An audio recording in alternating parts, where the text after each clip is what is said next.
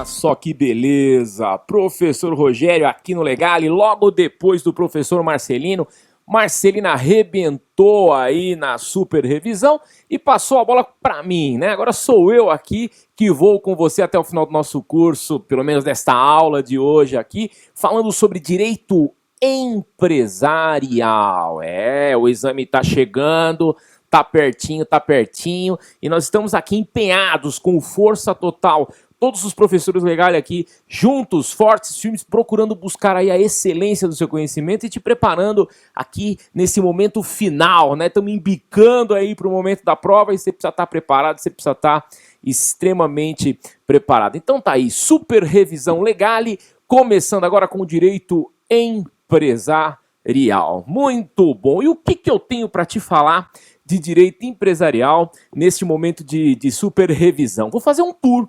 Acho que a melhor coisa é essa, né? A gente vai fazer um tour aqui por toda a matéria, acompanhando aí os principais pontos de cada tema dentro da matéria e procurando trazer isso para vocês aí com o maior número de informações aí para vocês poderem estar preparados realmente aí para o momento da prova, ok? Muito bom, então vamos começar com a situação que envolve a figura do empresário, né? Se a prova pedir para você aí quem é o empresário, o que você tem que responder? Qual é o caminho que você tem que seguir se vier alguma questão relacionada ao empresário? Você tem que dizer que o empresário é aquele que exerce o quê? Que exerce e circula, né? Que exerce atividade empresária. E o que é uma atividade empresária? Atividade empresária é circular bens e serviços no mercado de forma economicamente organizada, visando o quê? Visando lucro. Ok? Então, se eu compro e vendo bens, se eu presto serviços e coordeno equipes de prestação de serviços, se eu circulo no mercado bens e serviços de forma economicamente organizada e visando lucro, eu sou considerado um empresário. Ok? Então, guarda essas palavrinhas. Empresário é quem circula bens e serviços economicamente organizados, de forma economicamente organizada, visando o quê? Visando lucro. Esse é o empresário. Ok? E quem que é o não empresário? Quem é aquele que a gente não pode considerar empresário? Que se cair na prova, esse você vai dizer que não é empresário. Quem exerce atividade científica, artística e literária. As pessoas que vivem, os profissionais que vivem das ciências, o médico, o dentista, o engenheiro, o contador, todos estes exercem o quê? A medicina, a contabilidade, a odontologia, a engenharia, exercem ciências. E se exerce ciências, não pode ser considerado empresário, é um não empresário. Ok? Muito bom. Também não é empresário quem exerce atividade artística, os atores, né, os atores de teatro, de novela, os artistas como um todo, né, os pintores, os escultores, todas as pessoas que vivem da arte, da sua própria arte, não podem também ser considerados empresários. E por fim, quem exerce atividade literária, os autores de livros, né? Se pergunta lá, Paulo Coelho é empresário? Não, ele é um autor de livro, ele exerce atividade literária. E se a atividade é literária, não pode ser considerada atividade empresária. Bacana? Então vamos voltar aqui mais uma vez para poder ver se você pegou. Quem que é o empresário? O empresário exerce atividade empresária. O que é atividade empresária? Circular no mercado bens e serviços. Show de bola. Profissionalmente visando lucro. Fantástico. E quem que é o não empresário? Exerce atividade científica, ou exerce atividade artística, ou exerce atividade literária. Bacana? Qualquer pergunta que vier nesse sentido, esse é o caminho que você tem que seguir. Ok? Muito bom. Olha que interessante. O não empresário, científica, artística e literária, ele pode se transformar em empresário. Ok? Se a OAB perguntar alguma coisa nesse sentido, pode o não empresário se transformar em empresário? Qual que é a resposta? Sim. Basta que ele passe a exercer atividade empresária, né? Lembrando que o simples fato dele ter alguns auxiliares, se ele tiver alguns auxiliares, isso não transforma ele automaticamente em empresário, tá? Por exemplo, quem exerce atividade científica, artística, literária, pode ter um secretário, pode ter uma pessoa para trabalhar na recepção, pode ter uma pessoa para limpar o escritório, não tem problema nenhum. Agora, ele só vai virar empresário se ele começar a explorar a atividade empresária. Por exemplo, uma clínica médica. Tem lá 2 médicos que trabalham na clínica. Os 2 médicos prestam o serviço, eles não são empresários. Eles vivem o quê? Da medicina. Mas a partir do momento que eles contratam um terceiro médico e começam a vender o serviço desse terceiro médico, e um pedacinho vai para o médico e o outro vem para eles, e eles começam a ganhar dinheiro com o serviço de outras pessoas, o que eles estão fazendo? Estão circulando no mercado serviços. E se está circulando no mercado serviços, se torna o quê? Um empresário. Pegou como é que funciona? Muito bom. Agora vamos para a exceção da regra, né? A exceção da regra são exatamente aquelas situações peculiares e pior que são as situações que a OAB gosta de perguntar, né? E uma exceção, uma grande exceção à regra, disso que nós conversamos até aqui, é a profissão que você almeja, é a profissão que você está correndo atrás, a advocacia. O advogado, ele jamais poderá ser considerado um empresário. Mesmo que ele exerça atividade empresária, mesmo que ele venha a exercer atividade empresária, jamais ele pode ser considerado um empresário, ok? Guarda isso na cabeça, bota isso na sua cabeça. Advogado jamais pode ser considerado empresário. Então, quando você olha lá para o Pinheiro Neto, ou para esses grandes escritórios aí de advocacia que tem, sei lá, centenas de advogados empregados, que eles ganham dinheiro vendendo os serviços destes advogados, né? Não são considerados empresários, não podem ser considerados empresários, mesmo circulando serviços no mercado. Por quê? Por quê? Porque o Estatuto da Advocacia, a legislação que rege a profissão de advogado, diz que o advogado não pode, em hipótese nenhuma, ser considerado empresário. Ok? Uma outra exceção à regra. Uma outra exceção à regra é o ruralista. Aquela pessoa que exerce atividade rural. E o que é atividade rural? É a pessoa que está ligada à agricultura, à pecuária, ao extrativismo, né? Então, o ruralista, ele tem opção, ele tem a faculdade de ser ou não ser empresário. Se ele quiser se manter não empresário, ele segue a vida dele registrado como não empresário. Agora, se ele quiser ser empresário, você fala, não, agora eu quero ser empresário. Aí ele se inscreve, se registra como empresário e segue a vida como empresário, ok? Se a OAB perguntar como é que funciona o ruralista ele tem opção? Tem. Ele exerce uma faculdade? Sim, exerce uma faculdade. Qual que é a faculdade? De ser ou não ser empresário. É ele que escolhe. O fazendeiro, o cara que tem lá as plantações, o cara que trabalha com a pecuária, com a piscicultura, né? Que cuida lá dos peixinhos, aquela coisa toda, vai ter a faculdade, vai ter aí a liberdade de dizer quero ser empresário e não quero ser empresário. Professor, como é que se materializa isso? Vou explicar para você como é que se materializa isso. Mas antes de eu explicar como é que se materializa isso, eu preciso te explicar o que é uma sociedade. Né? Vamos partir para essa linha. O que é uma sociedade? A sociedade é uma pessoa jurídica. Né? O que é uma pessoa jurídica? É uma pessoa que não existe fisicamente. Ela não tem braços, pernas, cabelo, boca, não fala. Mas ficticiamente, no mundo jurídico, ela existe. E ela é detentora de direitos e obrigações. Então, as pessoas jurídicas possuem várias formatações. E dentro das formatações das pessoas jurídicas, nós vamos encontrar quem? A sociedade, ok? Que são pessoas físicas que se unem, que se reúnem através de um contrato social e através deste contrato social se materializam como uma sociedade. Nascendo o quê? Nascendo a personalidade jurídica. Quando é que nasce a personalidade jurídica? Quando que uma sociedade passa a ter personalidade jurídica? Quando ela registra o seu contrato social no órgão competente. Nós, pessoas físicas, quando que nós passamos a ter a vida jurídica declarada, documentada? Quando o nosso pai vai lá e faz o registro do nascimento. Aí a gente vai ter o quê? Uma certidão de nascimento. O contrato social é a certidão de nascimento da sociedade. A sociedade, ela nasce de acordo com aquele contrato social que é composto e devidamente registrado. Então, se a OAB te perguntar quando nasce a personalidade jurídica de uma pessoa jurídica, né? É muito jurídico. E personalidade jurídica da pessoa jurídica, quando é que nasce? No momento do registro.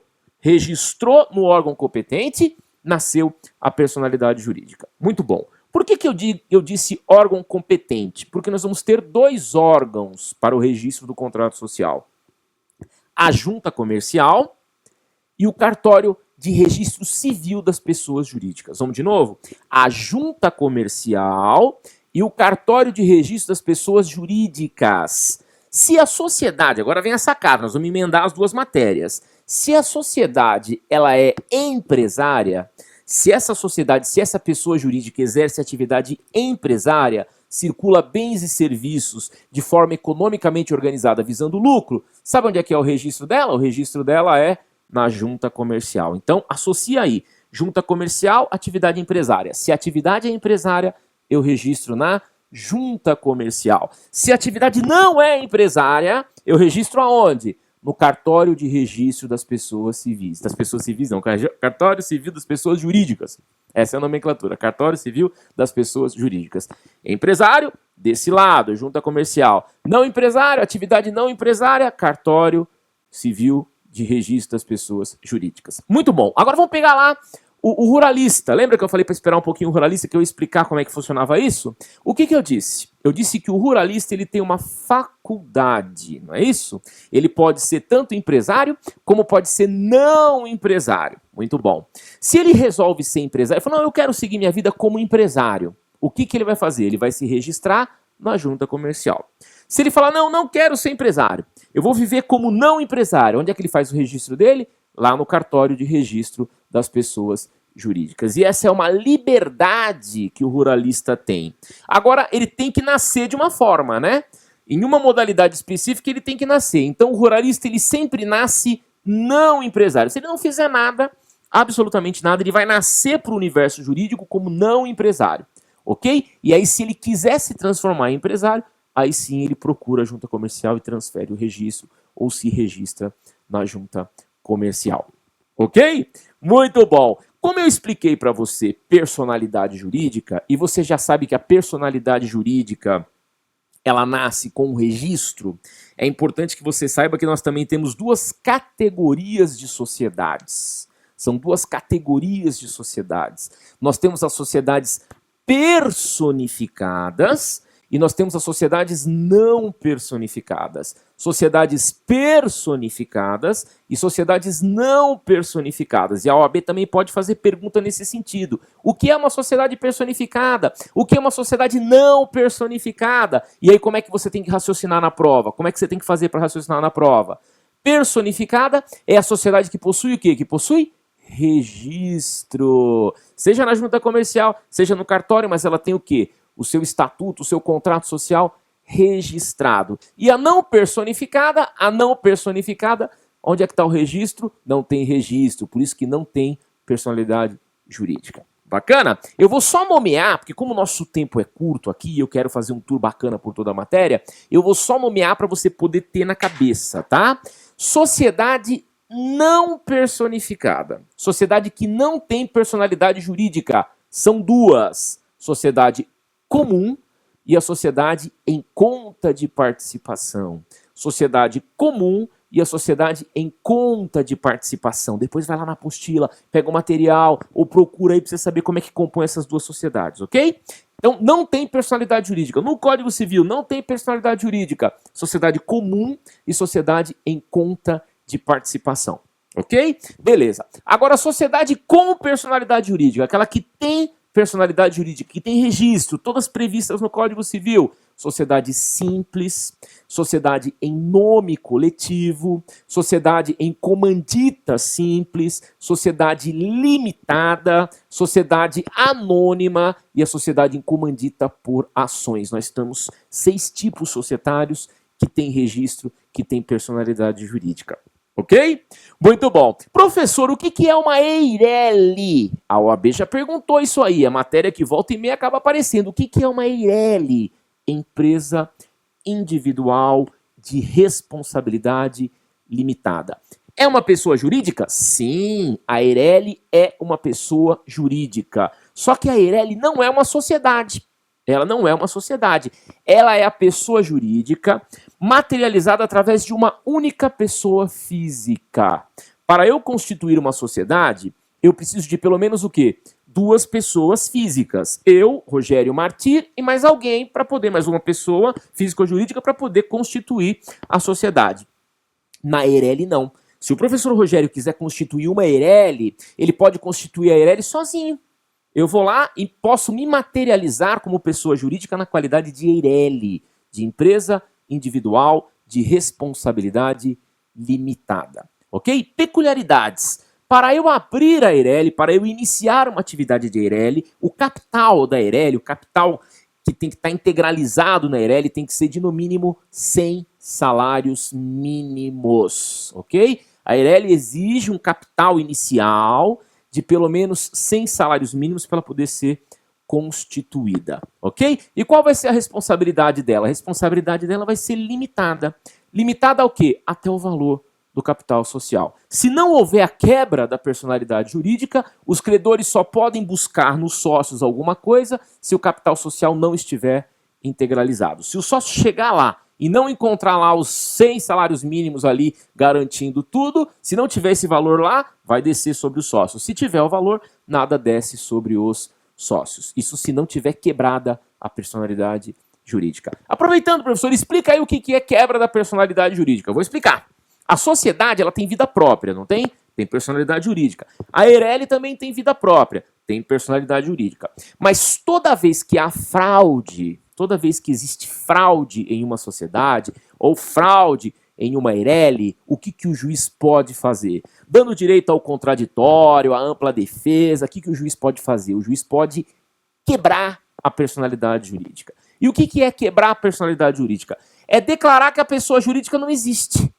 É declarar que a pessoa jurídica não existe mais. Ela existia antes e hoje ela não existe mais. Então, a figura dos sócios se confunde ou se sobrepõe à pessoa jurídica e responde integralmente lá pelas dívidas. Ok? É assim que funciona. Quebrou a personalidade jurídica, os sócios estão expostos e as dívidas recaem integralmente sobre os sócios e lá eles vão responder todos solidariamente pela respectiva dívida. Bacana? Então, quebra da personalidade jurídica é isso. Precisa ter fraude, precisa ter abuso da empresa, da sociedade, para que o juiz possa decretar, tendo contraditória, tendo direito de defesa, quebra essa personalidade e tira o manto da pessoa jurídica, atingindo diretamente os sócios. Ok? Muito bom. Quando o nosso pai vai lá no cartório para fazer o registro do bebê que nasceu, é o pai, porque a mãe está lá na maternidade, né? A mãe está toda, tadinha, toda bagunçada lá na maternidade, acabou de ter o bebê, e o pai vai até o cartório para poder fazer o registro do filho deste bebê. Muito bom. Chegando lá, qual é a primeira coisa que o rapaz do cartório lá, o escrevente, o funcionário do cartório pergunta? Qual é o nome? E se o pai não tiver um nome para o bebê, ele não pode registrar o bebê. É essencial, necessário que exista o nome do bebê. A mesma coisa acontece com a sociedade. A sociedade também precisa de um nome. E o nome da sociedade, o nome da empresa também é chamado, também é assim identificado como sendo razão social. Então, se aparecer nome empresarial ou razão social, nós estamos diante do quê? Da mesma coisa. Nome empresarial, razão social, é a mesma figura, vocês estão diante da mesmíssima figura. Ok? Muito bom. O nome empresarial ou ainda a razão social poderá ser uma firma ou poderá ser uma denominação. Guarda essas palavrinhas na sua cabeça. Poderá ser uma firma ou poderá ser uma denominação. Quando que o nome empresarial vai ser uma firma? Quando que ele vai ser uma firma? Quando na composição do nome venha o patronímico, o sobrenome dos sócios, ok? Então a razão social, o nome vai ser o quê? O patronímico, o sobrenome, o nome de família dos sócios. Por exemplo, João Silva, Paulo Nogueira e José Sampaio. Silva, Nogueira, Sampaio, comércio de blocos, sei lá, limitada. Entendeu? Então, na composição do nome, é o sobrenome que compõe o nome empresarial. Isso é uma firma. Guarda na cabeça. Firma está ligado diretamente ao nome dos sócios, sobrenome como razão social da empresa. Ok? E denominação, professor? Denominação é qualquer coisa. Eu posso colocar Alvorada Comércio de Blocos Limitada, né? Barro Branco Comércio de Blocos Limitada. E aí segue a vida, né? Qualquer coisa eu posso usar como denominação. nação. Muito bom. Professor, e o chamado nome fantasia? O nome fantasia é igual a marca? Nome fantasia é igual a marca? Não, não confunda. Não faça isso. Nome fantasia é nome fantasia, marca é marca. Nome fantasia é nome fantasia, marca é marca. O nome fantasia é o apelido, vamos pensar assim. É o apelido da empresa. A gente não tem um nome? Também não temos um apelido? É isso. É como a empresa é conhecida. É o nome pelo qual a empresa é conhecida. Ok? Isso é que é nome fantasia. Um apelido da empresa, um nome a qual a empresa é conhecida. Para ser marca, para esse nome fantasia ser marca, ele até pode virar uma marca. Até é possível ele virar uma marca. Mas para que ele possa ser marca, para que ele possa ser reconhecido como marca, ele tem que ter registro perante o INPI, perante o Instituto Nacional da Propriedade Industrial. Ok? Se eu pegar o nome fantasia e levar ele a registro como marca lá no INPI, no INPE, aí sim ele vai ser avaliado, e se deferido o registro de marca, aí sim ele vai se tornar uma marca. Bacana? E o que é uma marca? Uma marca é um sentido de propriedade, é um sinal distintivo que passa a ser de propriedade daquela pessoa. Se é de propriedade daquela pessoa, ninguém em território nacional, em todo o Brasil, pode utilizar aquela marca, porque aquela marca passa a ter o quê? Dono. Só que só quem tem poder de outorgar a propriedade de uma marca para alguém é o INPI, o Instituto Nacional da Propriedade Industrial. Ok? O INPI ele não registra só marca, não é só marca que ele registra. Ele também registra as patentes, e também registra o desenho industrial, a patente e o desenho industrial, assim como também registra a marca. O que é uma patente? Uma patente é um direito de propriedade. Direito de propriedade sobre o quê? Sobre uma invenção, patente de invenção, ou sobre um modelo de utilidade pública, patente de modelo de utilidade pública. Ok? Guarda isso. Patente pode ser de invenção ou pode ser de modelo de utilidade pública. A patente de invenção é quando a pessoa cria algo que não existe, ela inventa algo que não existe, algo novo, e leva a registro perante o INPI e o INPI registra. Então nasceu o quê? A patente de invenção. Se eu sou inventor, tenho uma invenção, levo essa invenção ao INPI e o INPI registra a minha invenção, vai me dar o quê? Uma patente de invenção. E eu, Rogério, com essa patente de invenção, vou poder explorar essa patente por 20 anos improrrogáveis. Durante 20 anos é meu e eu vou usufruir sozinho. Se quiser usar, tem que me pagar royalties, tem que me pagar para liberar, para eu deixar usar a marca. Tá? Então, o que acontece? 20 anos para explorar a patente de invenção. Modelo de utilidade pública. O que é o modelo de utilidade pública? A coisa já existe. A coisa já existe e a pessoa acha uma outra finalidade para aquilo que existe. Já existe e vai arrumar uma outra finalidade, um modelo diferente para utilizar aquilo numa outra função. Ok? Encontrando isso sendo algo que ninguém nunca viu ainda, algo novo, né, parecido com a invenção, só que não nasce do zero, nasce de algo que já existe. É possível reconhecer e pedir o registro do modelo de utilidade pública. O registro de modelo de utilidade pública pode ser explorado por 15 anos. Tanto os 20 anos da patente de invenção como os 15 anos da patente de modelo de utilidade pública, eles são irrenováveis, né? Eles não podem ser renovados, é uma vez só. É uma vez só. Foi concedido, né? Foi concedido, é uma vez só. 20 anos direto, 15 anos direto, irrenováveis.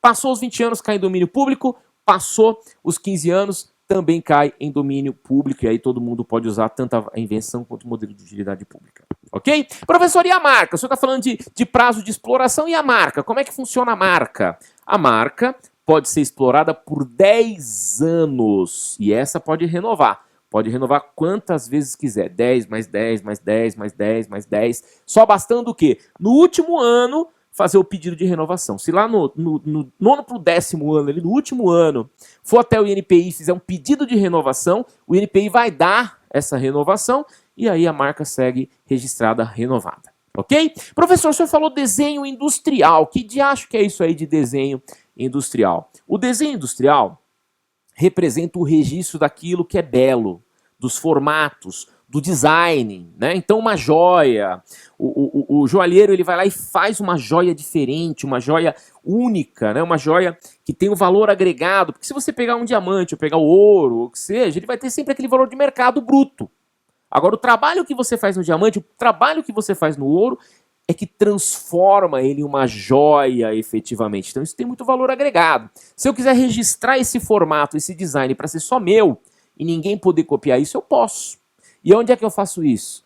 Perante o INPI. E não é só as joias não, viu? Um modelo de computador, um design de móvel, arquitetura, né? O Niemeyer foi lá e registrou várias das suas obras perante o INPI. Para quê? Para poder ter o quê?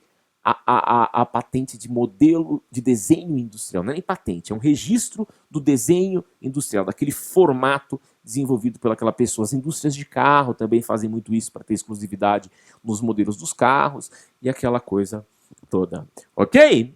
Muito bom. Já ouviram uma frasezinha assim, ó? Quem casa, quer casa. Já ouviram isso? Quem casa, quer casa? Então as pessoas físicas sempre buscam um lar, buscam um lugar para poder residir, para poder constituir sua família e ali viver durante o seu tempo de vida. Bacana?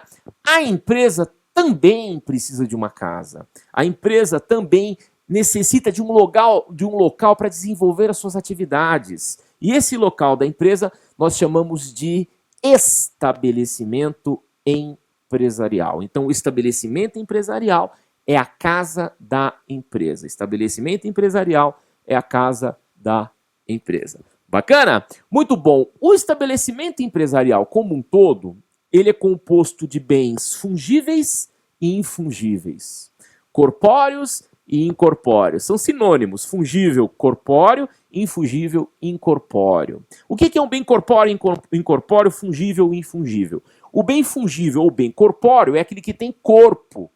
É aquele que eu consigo tatear, que eu consigo pegar, guardar, transportar de um lugar para o outro. Isso são bens fungíveis corpóreos. Agora, o que é um bem infungível? Ou ainda um bem incorpóreo? Se vier na OAB alguma coisa nesse sentido, o que é um bem infungível, um bem incorpóreo? É aquele bem que não tem corpo. É aquele bem que eu não consigo pegar, segurar na minha mão, mas ele existe. Por exemplo, vamos lá para uma padaria, né? Numa padaria, a freguesia da padaria, né? Os fregueses que frequentam a padaria, a qualidade do pão, a qualidade do atendimento, a localização, né? O nome, a marca que envolve a padaria, tudo isso são bens infungíveis, bens incorpóreos e que têm um valor agregado gigantesco, ok? Então, se a OAB vier perguntando estabelecimento empresarial, quais são os bens que compõem um estabelecimento empresarial? Que caminho que você vai seguir? O caminho de dizer, olha, os bens corpóreos e os bens incorpóreos, os bens fungíveis ou ainda bens infungíveis, ok? Muito bom. O estabelecimento empresarial, ele tem um contrato, a OAB já pediu isso, mas volta e meia ela acaba pedindo de novo, então por isso que eu vou falar. Tem um contrato específico, um contrato para as transações, para as negociações que envolvem a sociedade em torno do estabelecimento, da venda, compra de estabelecimento, aquela coisa toda. Tem um nome específico esse contrato que negocia o estabelecimento empresarial. Esse contrato se chama contrato de trespasse. Guarda esse nominho na sua cabeça. Contrato de trespasse. O que é o contrato de trespasse? O contrato de trespasse é o contrato que é utilizado para quê? Para que esse contrato é utilizado? Para a negociação do estabelecimento empresarial. Ok? E tem uma regrinha bacana para você poder materializar a compra de um estabelecimento empresarial. O empresário só pode vender o estabelecimento e a pessoa só pode comprar com segurança um estabelecimento se a venda desse estabelecimento não leva o empresário à insolvência. Vender o estabelecimento não pode levar o empresário à insolvência. E o que significa isso? Com a venda do estabelecimento, o empresário passa a ter um passivo maior do que o seu ativo. Ok?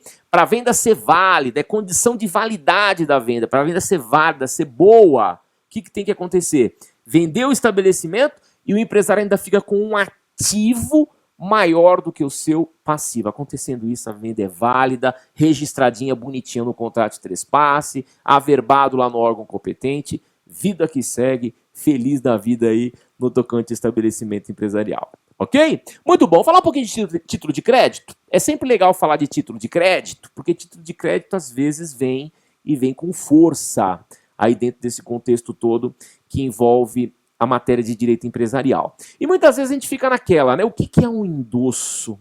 O que é um aval? Isso é importante. Vamos falar primeiro de endosso.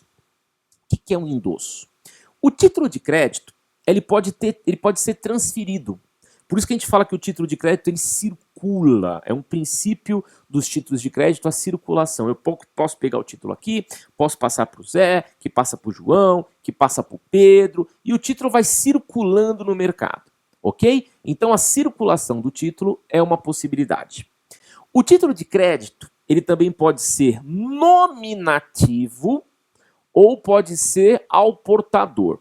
Se ele for ao portador, eu vou entregar o título. Eu tô com o título na mão, eu entrego o título para um, que entrega para o outro, que entrega para o outro, o último vai lá e recebe. Sem formalidade nenhuma. Por quê? Porque o título não tem nele escrito quem é o destinatário, quem é o tomador. Quem tiver com ele na mão, quem tiver o quê? Portando o título é o dono. Por isso o título ao portador. Ok? Muito bom. E também existe o título nominativo.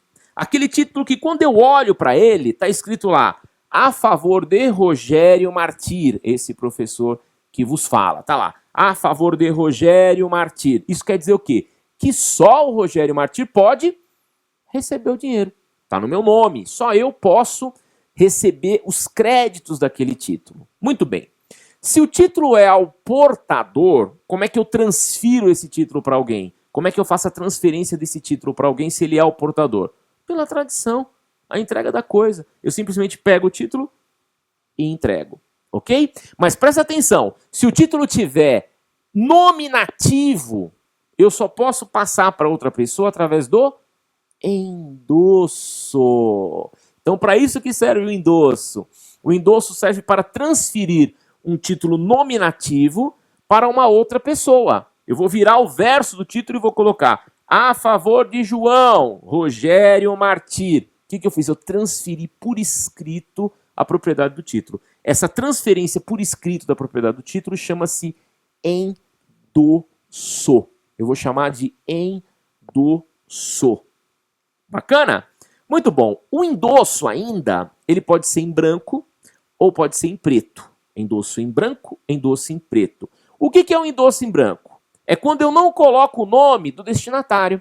Eu coloco a favor de 2 pontos e não coloco mais nada. E assino Rogério Martir. O que eu fiz? Endosso em branco. Estou transferindo o título de crédito que estava no meu nome para uma outra pessoa e não estou dizendo o nome da pessoa. Se eu não estou dizendo o nome, o que eu fiz? Eu transformei um título nominativo em um título ao portador. Não é isso? Transformei um título nominativo em um título ao portador. Bacana? Agora, o que é o endosso em preto? É quando eu digo para quem eu estou transferindo, marco, preto, marcante, eu marco para quem eu estou transferindo.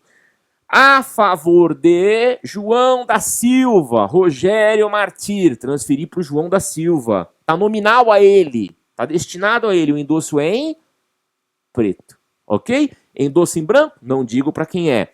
Endosso em preto, eu marco o título dizendo para quem que eu estou transferindo o respectivo título, ok? Se cair endosso na prova, não pode errar, hein?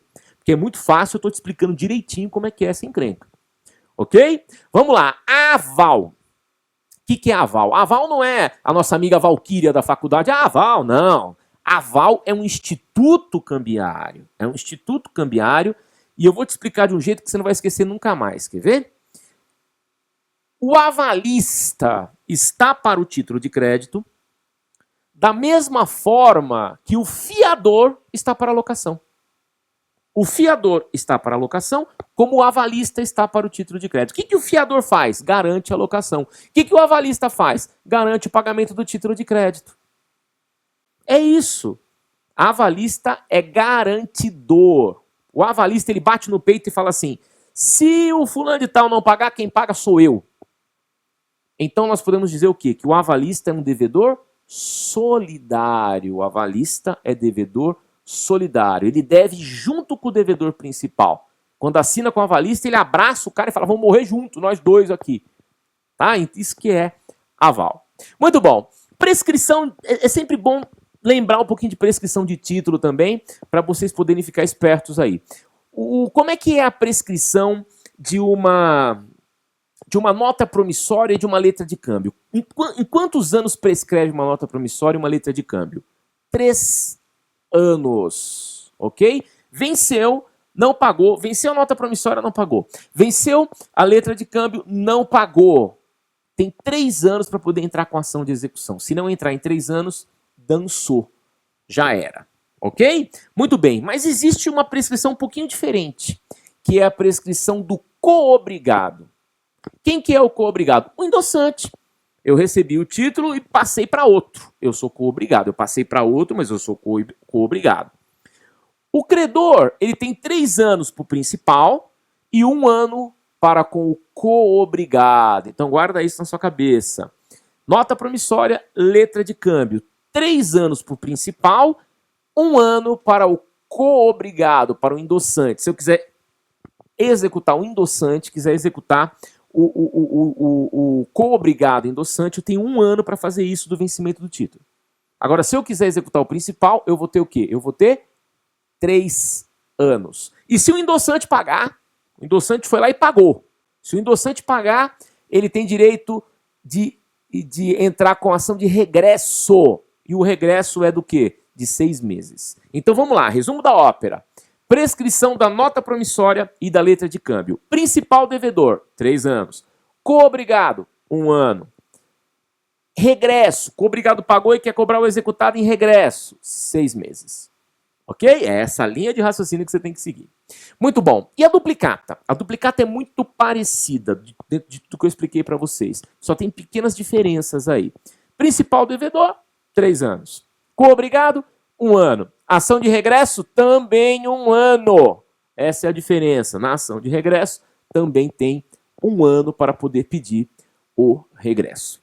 Ok? E para fechar títulos de crédito, porque ainda queria falar um pouquinho, vou falar um pouquinho de falência para você ainda, mas para poder fechar aí o raciocínio dos títulos de crédito, falar um pouquinho da prescrição do cheque. Volta e meia a OAB vem e cutuca alguma coisa do cheque. Tá empresarial, cutuca alguma coisinha do cheque. Então vamos lá. O cheque, primeiramente, é o quê? Um título para pagamento à vista. Cheque é título para pagamento à vista. Professor, mas e o cheque pré? O que é o cheque pré? O cheque pré é uma construção dos usos e costumes, uma tradição do comércio. Mas a lei não prevê o cheque pré. Ó, eu vou dar 10 chequinhos, 1 para cada mês. Não existe. Na lei não tem isso. Na lei, todos os títulos são para pagamento à vista. Ok? Então, guarda bem isso na cabeça, tá? Não existe cheque parcelado, não existe cheque pré-datado na lei. Isso é usos e costumes. O mercado tradicionalmente usa isso para poder gerar aí uma espécie de financiamento, parcelamento para o consumidor. Ok? Professor, então quer dizer que o empresário pode mandar bala lá e colocar todos os cheques de uma vez? Pode. E o banco? Pode ser que o banco pague também. E ele fica impune? Não. Ele vai responder por dano moral, ele vai responder por prejuízo que ele te gerou. Porque ele tem um contrato verbal com você. No momento que ele aceita os cheques predatados, ele tem um contrato verbal com você. Se ele não cumpriu aquele contrato, ele pode ser demandado em dano material, pode ser demandado em dano moral. Ok? Mas vamos lá, o que eu quero falar é de prescrição. Como é que funciona a prescrição da ação do cheque? A ação do cheque prescreve em 6 meses. 6 meses está prescrita a ação do cheque. Agora, o que você precisa prestar atenção é de quando começam esses 6 meses. A partir de que data começam esses 6 meses? Esses 6 meses começam do término do prazo de apresentação. Do término do prazo de apresentação. Muito bem. O que é o prazo de apresentação? É um prazo fixado em lei. 30 dias na mesma praça, 60 dias em praça distinta. 30 dias na mesma praça, 60 dias em praça distinta. O que é praça, professor Rogério? Município, a cidade onde a negociação está acontecendo. Se o cheque foi dado na mesma cidade em que ele tem agência, a agência do cheque é São Paulo, o cheque está sendo dado em São Paulo, mesma praça. A agência é Guarulhos, o cheque está sendo dado em Guarulhos, Guarulhos. Curitiba, o cheque está sendo dado em Curitiba e a agência em Curitiba. Tudo mesma praça. Ok? Praça distinta, o cheque está dando em São Paulo para compensar em Curitiba. Está dando no Rio de Janeiro para compensar em Espírito Santo. Tá? Aí é outra praça. Então, se é mesma praça, mesmo município, da data do cheque conta 30 dias. Se é outro município, né, se é uma outra praça, da data que está no cheque, 60 dias. Ok? Mesma praça, 30 dias, 6 meses. Está prescrito. Praça distinta, 60 dias, 6 meses. Está prescrito. Ok? Pegou como é que funciona? Então vamos lá, se a OAB perguntar qual é o prazo de prescrição do cheque, da ação executiva do cheque? 6 meses. Quando que começa a fluir esse prazo de 6 meses? Quando acaba o prazo de apresentação. Acabou o prazo de apresentação, começa os 6 meses. Perfeito. E o que é o prazo de apresentação? Como é que se materializa o prazo de apresentação? Na mesma praça, 30 dias. Praça distinta, 60 dias. Ok? Muito bom. Então vamos lá. Como eu prometi para vocês, falar um pouquinho de falência agora nesses momentos finais aí da nossa aula, né? O que é uma falência? O que é a falência? Onde está prevista a falência? A falência está prevista na Lei 11.101. É isso aí. A Lei 11.101 de 2005 prevê o quê? A lei, ou se materializa como sendo a lei de recuperação judicial, extrajudicial e falência do devedor empresário. Esse é o título da lei. O título da lei já diz um monte de coisa. Lei de recuperação judicial, extrajudicial e falência do devedor empresário. Então, o que diz o finalzinho? Do devedor empresário. Do devedor empresário. O que quer dizer isso? Que só pode falir quem é empresário. Um não empresário pode falir? Não. Se não é empresário, não pode se submeter à lei. Não pode nem pedir recuperação judicial, nem recuperação extrajudicial e nem pode falir. Está fora da lei. Porque a lei é destinada a quem é empresário. Então, só pode falir quem é empresário. Só pode pedir recuperação judicial quem é empresário. Só pode pedir recuperação extrajudicial quem é empresário. Isso nos torna, nós advogados, já estou considerando você advogado aí do lado também, isso nos considera infalíveis. Olha que beleza. O advogado é infalível. Por quê? Porque ninguém pode pedir a nossa falência. A gente pode quebrar, a gente pode perder o dinheiro, o negócio pode dar errado, pode fechar as portas. Agora, falir não. Porque nos termos da lei, só fale quem é empresário. Se nós não somos empresários, nós não vamos falir, ponto. Ok? Muito bem. Então, o que é uma falência? A falência é uma execução concursal do devedor. A falência é a execução concursal do devedor. Todos os credores se reúnem em um único processo e executam o devedor naquele processo todos juntos. Por isso que se fala em juízo universal da falência, juízo competente da falência. É um único juízo que atrai todos os processos, que atrai todos os credores para discutir naquele único processo, juízo universal, a vida da empresa em sede de falência. Ok? E como é que eu descubro qual é esse juízo? Onde que eu tenho que propor essa ação? Onde é que essa ação vai ter que andar? Guarda bem na sua cabeça. No principal estabelecimento da empresa. Se a empresa tem 10 estabelecimentos, você vai detectar o principal, aquele que gera mais renda, aquele que é mais importante, e vai ser naquele juízo, daquela localidade, que vai andar o processo falimentar. Ah, professor, na sede da empresa não, pode ser que a sede não seja o principal estabelecimento. Se a sede for o principal estabelecimento, vai ser na sede. Agora, se a sede não for o principal estabelecimento, não vai ser na sede. Pegou? É assim que funciona. Muito bom. E o que é uma recuperação judicial? A recuperação judicial é um benefício legal. A lei dá um benefício ao empresário para ele tentar se recuperar.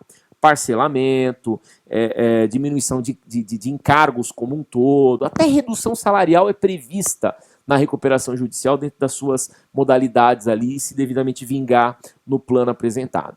Ok? Então é o que? A recuperação judicial. A recuperação judicial é um favor legal, é um caminho legal para a empresa tentar se recuperar. E por que judicial? Porque está dentro do poder judiciário.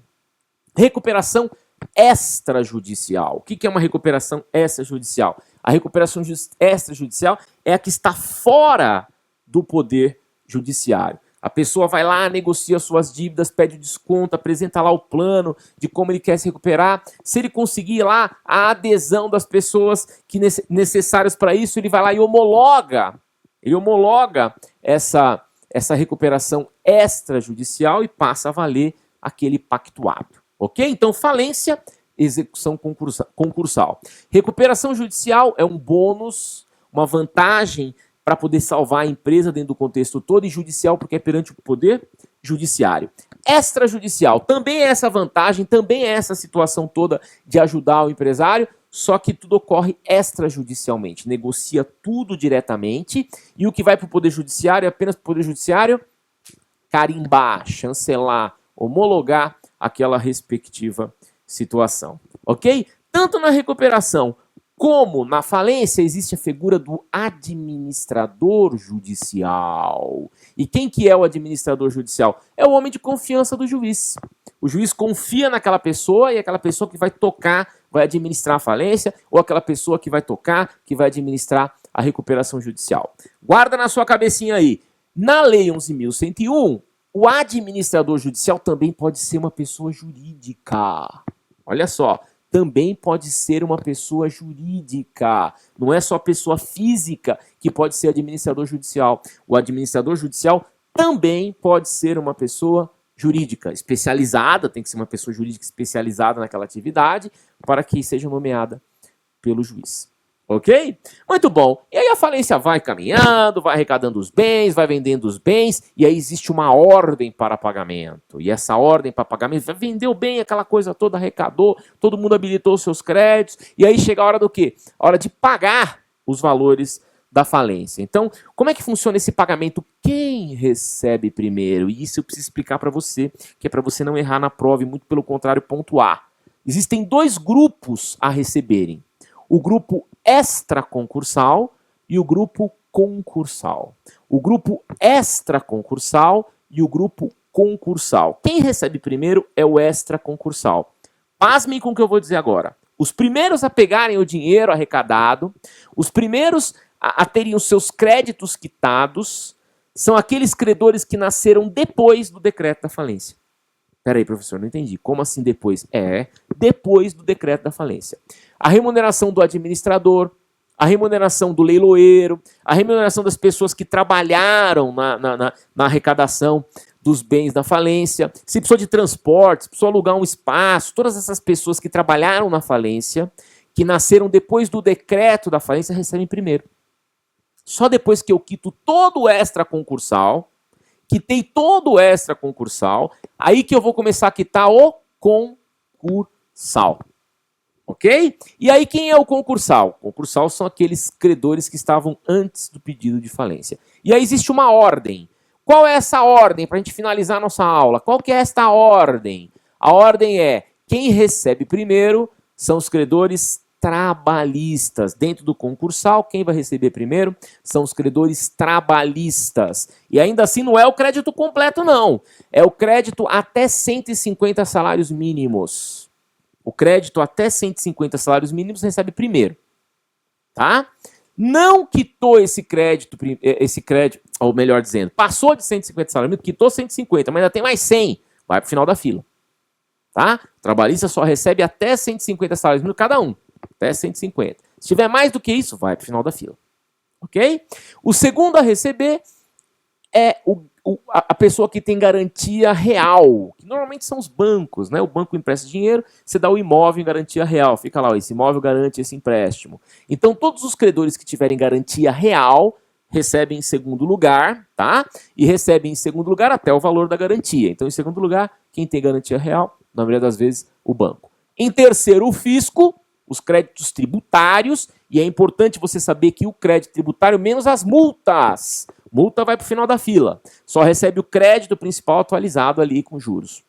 Ok? Então, terceiro lugar, crédito tributário fiscal menos as multas. Multas, final da fila. Aí, em quarto lugar, quem tem garantia especial. Quinto lugar, quem tem garantia comum. E em sexto lugar, recebe o credor que quirografário. Que diacho que é isso, professor? Credor quirografário. Quirografário é o credor do papel. O credor do papel, do cheque, da nota promissória, da letra de câmbio, da duplicata. Vai receber lá em sexto lugar.